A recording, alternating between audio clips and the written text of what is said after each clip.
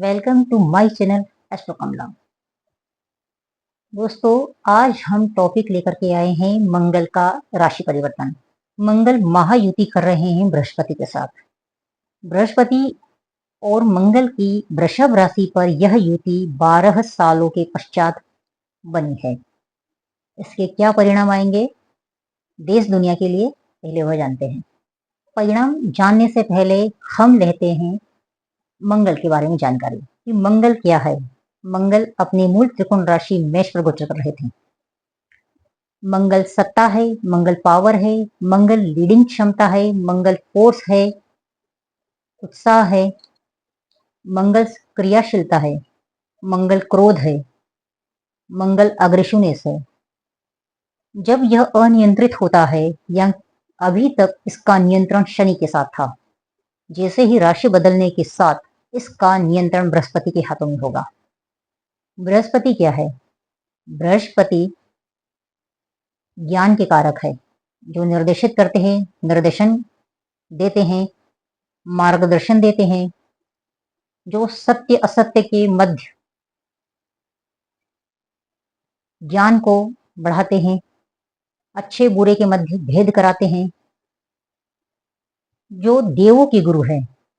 ऐसे में यदि मंगल के पावर को गुरु का मार्गदर्शन मिलता है तो यह युति जबरदस्त पावरफुल युति होती है। मंगल 12 जुलाई 2024 को शाम के समय वृषभ राशि में प्रवेश कर जाएंगे, क्योंकि वृषभ राशि शुक्र की राशि है, जो मंगल के न अधिमित्र है न ही शत्रु है, परंतु यह अपने अधिमित्र परम मित्र बृहस्पति के साथ युति करेंगे। तो यह एक बहुत पावरफुल युति मानी गई है। जब हम भारत के संदर्भ में देखते हैं तो भारत के लग्न पर यह गोचर होगा। भारत की कुंडली वृषभ लग्न की है। आप कुंडली में देख सकते हैं कि भारत की कुंडली वृषभ लग्न की है और यहाँ लग्न पर बृहस्पति मंगल गोचर करेंगे। साथ में शनि का गोचर यहाँ से दसम भाव पर बना रहेगा।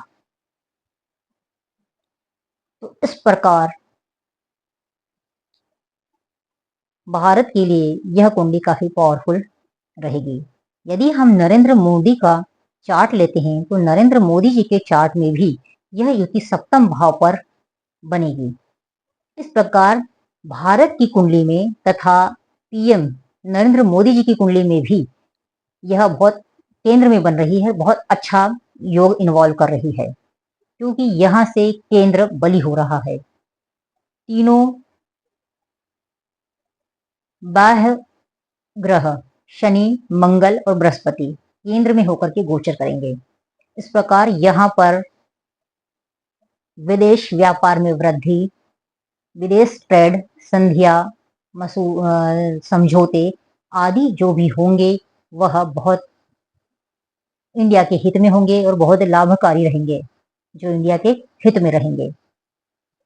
यहाँ से मंगल की जो दृष्टि है वह चतुर्थ भाव पर पड़ेगी तथा इंडिया की कुंडली में, और शनि की दृष्टि भी चतुर्थ भाव पर रहेगी। तो यहाँ पर रियल एस्टेट के बिजनेस में फिर अचानक से उछाल आएगा। साथ में खदाने हैं, खनिज पदार्थ है, जो जमीन के अंदर जितनी भी चीजें हैं उनसे रिलेटेड चीजें या कंपनियां या जो कार्य कर रहे इनसे रिलेटेड जो ऊंचे ओहदे पर है, ऐसे व्यक्तियों के लिए यह गोचर काफी पावरफुल है। उनमें अत्यधिक कार्य करने की क्षमता में वृद्धि होगी तथा उनके प्रमोशन होने के चांसेस भी बनेंगे। यहाँ पर भारत की कुंडली में जो चतुर्थ भाव बन रहा है वहां पर मंगल और शनि दोनों की दृष्टि कहीं न कहीं अतिवृष्टि या अनावृष्टि की वजह से जनता को परेशानी दे सकती है। हालांकि लग्न पर बृहस्पति का गोचर बहुत शुभता के साथ काफी बचाव को दिखा रहा है। इसके अलावा सामरिक क्षेत्रों में भी काफी वृद्धि होगी।